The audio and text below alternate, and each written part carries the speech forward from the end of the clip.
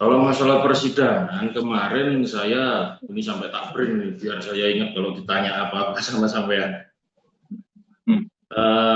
Kita kan sudah ngasih jawaban terkait masalah eksepsi sama pokok perkara juga. Namun kita tidak melakukan gugatan balik ya, karena memang ini sama anak, jadi tidak etis lah. Nah, selanjutnya pihak penggugat itu ngasih minggu pertama itu minta penundaan karena masih belum siap katanya. Terus kemarin sudah jawab di repliknya dan sudah kami terima ini.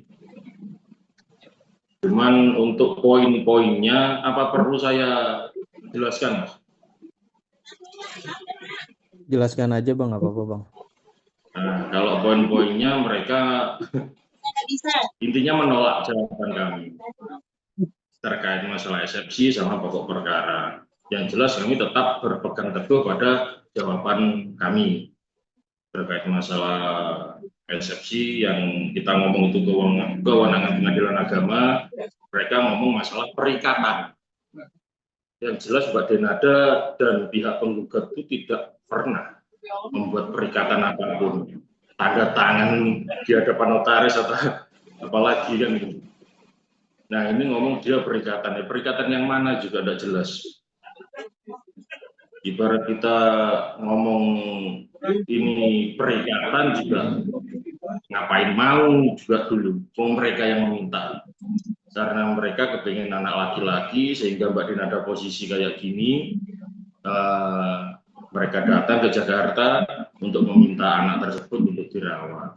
Ya kita kan dulu mikirnya kan ya baik-baik aja, apalagi Mbak Denada sudah menyampaikan kalau ya mungkin tepat mereka Reza itu dirawat di Banyuwangi karena 90% yang keluarga di Banyuwangi semua, sehingga memudahkan Mbak Denada untuk memberikan menjenguk, memberikan biaya-biaya, berarti kangen itu langsung cepet gitu, pikirannya kan gitu, ternyata kayak gini buatnya.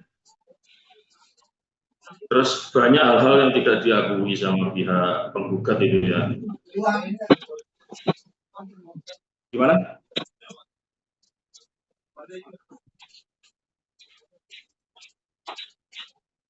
Iya Mas. Lanjut Mas Iqbal. Oh ya. Terus banyak hal-hal yang tidak diakui oleh penggugat itu ya. Antara lain transfer biaya untuk Reza ya, yang kami sudah rinci di jawaban. Antara lain masalah biaya yang diberikan kepada penggugat 2 Pak Dino dan penggugat 3 Bu Ratih. Ini saya ngeprintkan salah satu aja ya, transfernya ke Pak Dino Rosano Hansa, nominal 10 juta. Ini salah satu ini. Terus masalah Reza kuliah, kenapa dia di DO itu karena memang tidak pernah masuk. Ini dari pihak UNTAD nilainya E. Kemungkinan tidak mengikuti UTS atau UAS, berarti jarang masuk juga Bu. Terus masalah mobil Brio, ini aneh juga. Kan Brio kan dikasih Reza itu SMP ya. Tidak mungkin kalau anak SMP untuk nyicil sendiri juga. Katanya sih dikasihkan cuma DP. Kok ya anda alhamdulillah dikasih DP. Tapi ini memang diberikan kepada Reza oleh Ibu Emilia. Bahkan cicilannya pun ya Ibu Emil. Dan Mbak Denada itu beberapa kali, 2 kali kalau nggak salah itu ikut nyicil mobil Brio tersebut.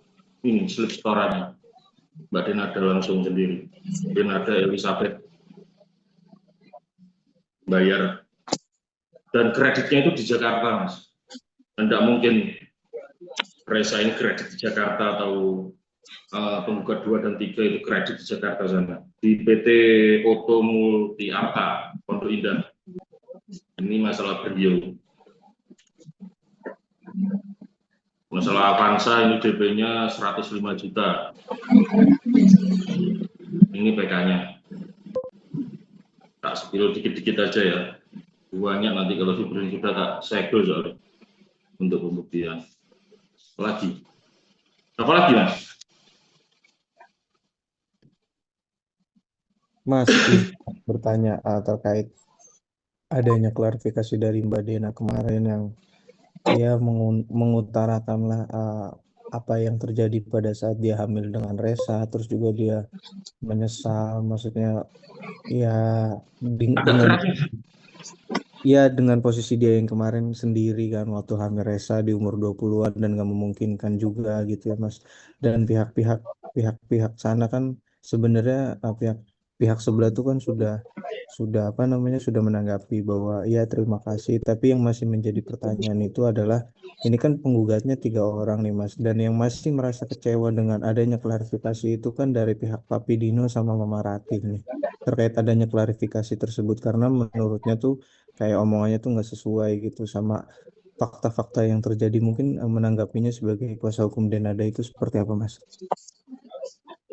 Jadi gini Mas, kalau Boleh masalah agak munduran, penggugat Mas? 3, Nah, kalau masalah penggugat 2 atau 3 itu kan mereka kan minta ganti rugi ya intinya ya. Yang pertama, kalau minta ganti rugi ini kan ya sebetulnya nggak etis Mas. Dia ngomong apa?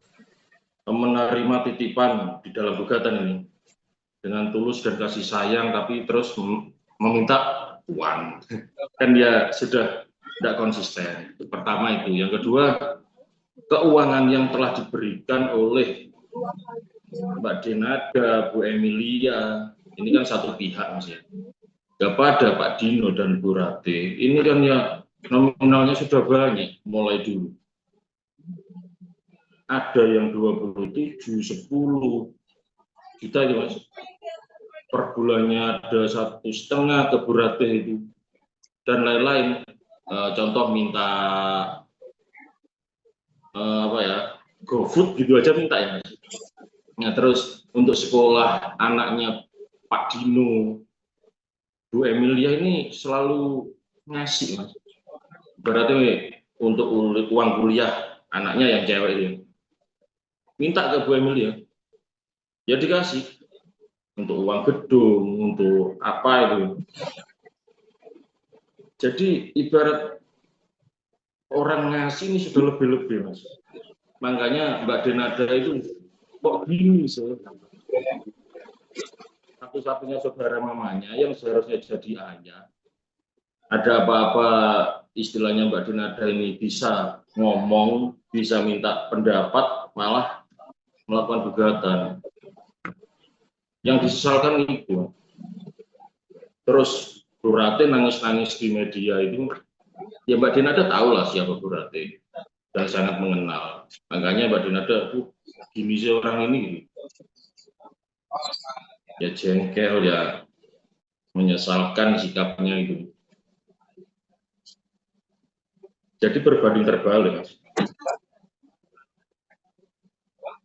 Mas, berarti ini kan sebenarnya gugatannya juga masih berjalan ya di Pengadilan Banyuwangi gitu. Mungkin untuk langkah-langkah ke depannya mungkin seperti apa? Karena kan mengingat pihak sebelah juga bilangnya ya untuk sampai detik ini kan belum ada titik temu gitu ya Mas. Maksudnya dari yang pertemuan-pertemuan yang sebelumnya sudah dijadwalkan juga sampai detik ini pun belum ketemu juga nih antara Resa dan juga Mbak Dena sendiri gitu. Dan sebenarnya sih dia bilang kalau kalau memang sudah bertemu mungkin akan ketemu nih ininya nih apa namanya titik permasalahannya itu seperti apa dan penyelesaiannya gitu. Nah, untuk sejauh ini mungkin seperti apa Mas dari pihak Mbak Dena sendiri dalam gugatannya dari Resa Resano ini?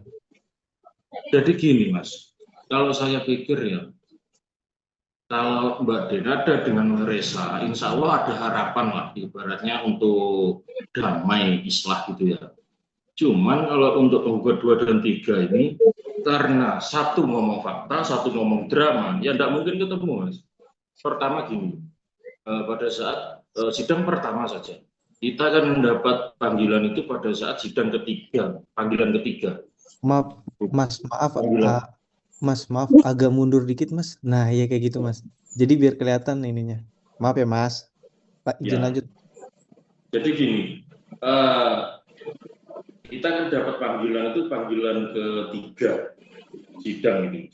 Jadi panggilan pertama kita tidak dapat, 2 tidak dapat, 3 baru dapat, terus konsultasi ke kami di pihak kuasa hukum. Nah, setelah itu pada saat sidang, terus sama hakim kan ditanya berkas-berkas, Ya udah, yuk. keabsahannya terkait kuasa dan lain-lain. Iya. Lanjut ditentukan hakim mediator pada hari itu juga. Hadir.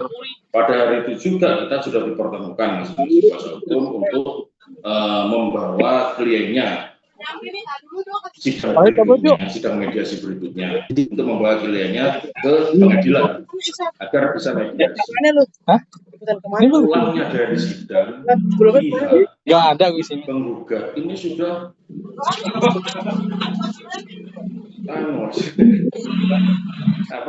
sudah menghubungi wartawan, langsung press conference itu ngomong kita sudah mengajukan gugatan gini-gini, kan bikin gaduh jadinya.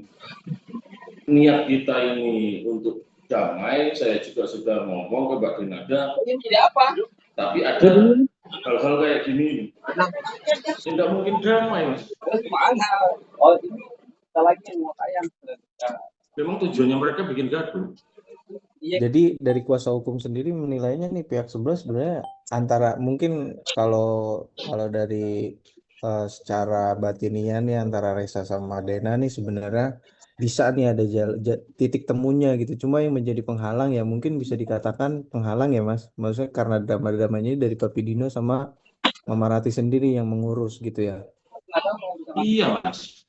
Ya bayangkan sekarang. Mediasi pada saat hari itu ditentukan hakim mediator, kita sudah ketemu masing-masing pengacara, pulang dari sidang langsung press conference di media, undang pengacara banyak, kita lihat di Instagram sama TikTok.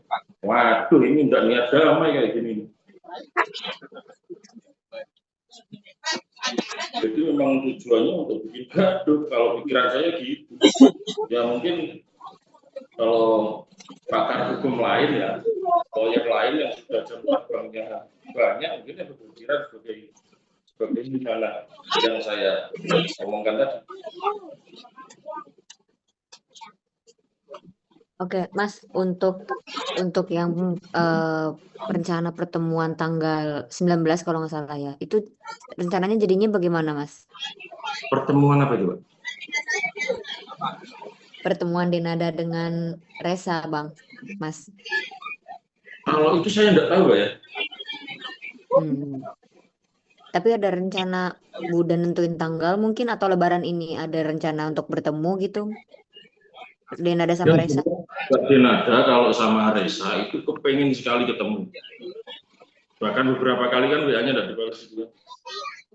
Lalu penghalangnya apa nih Mas? Maksudnya kan ini momennya Lebaran, hari bulan yang baik gitu loh. Maksudnya mumpung lah gitu di momen-momen seperti ini. Ini udah sampai mana? Apakah mungkin mau bertemu dengan bareng mungkin Papi Dino juga? Seperti apa Mas? Apakah ada penghalangnya mungkin dari Papi Dino atau Mama Rati? Kalau saya ke penggugat 23 Pak Dino dan Bu Ratih, mungkin kita keep dulu ya. Yang jelas saya mengutamakan Resa sama ibunya ini Mbak Denada. Untuk ketemuan kemarin itu juga komunikasi, pengen ketemu, Mbak Denada ngomong ayo, terus Resa jawab jangan ngajak ketemu langsung ya. ngajak ketemu Mbak Denada, tapi jangan ngajak pengacaranya. Mbak Denada ngomong, iya enggak apa-apa, ayo. Mbak Denada menyampaikan ke saya, katanya, tapi enggak boleh ngajak pengacaranya, Mas. Enggak apa-apa juga enggak sudi saya ketemu. Ini sertifikatnya. Rumah yang ditempati sama Pak Dino, Suratih Resa di Banyuwangi.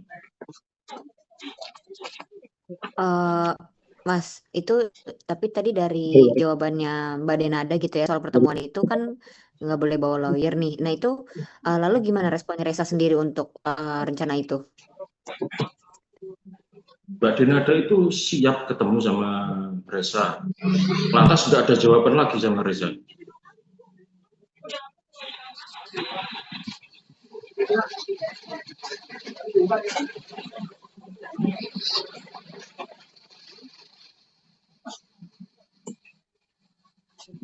Mas, tapi ini untuk apa memperjelas aja sih ya Mas. Jadi kan Mas nunjukin sertifikat rumah ya.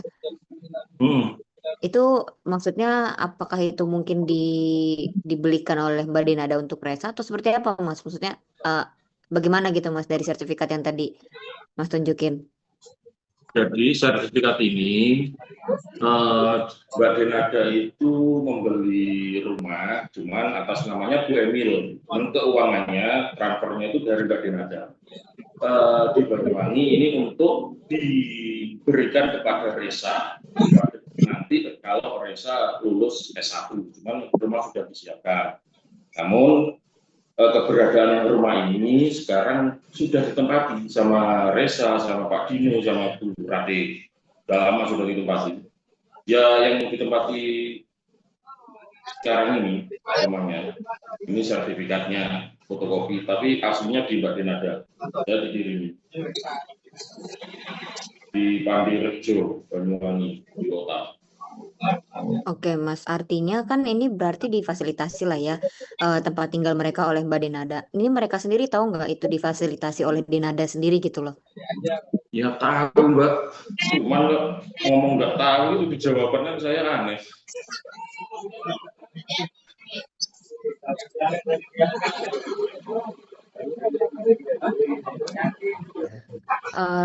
Oke Mas, kalau gitu mungkin ada lagi langkah hukum mungkin atau langkah-langkah lain yang mau ditempuh yang mau ditempuh mungkin di persidangan nanti atau seperti apa Mas? Kalau langkah lain enggak Mbak ya. Kalau langkah hukum apa enggak dulu. Karena apa ini sengketa, mengingat sengketa dengan anak, kita mengutamakan untuk bersatunya ibu dan anak ini. Kalau yang lain ngikut lah. Kita berharapnya damai antara Resa dengan Denada. Oke, cukup Mas. Terima kasih banyak. Iya Mbak, terima kasih. Terima kasih Mas Iqbal.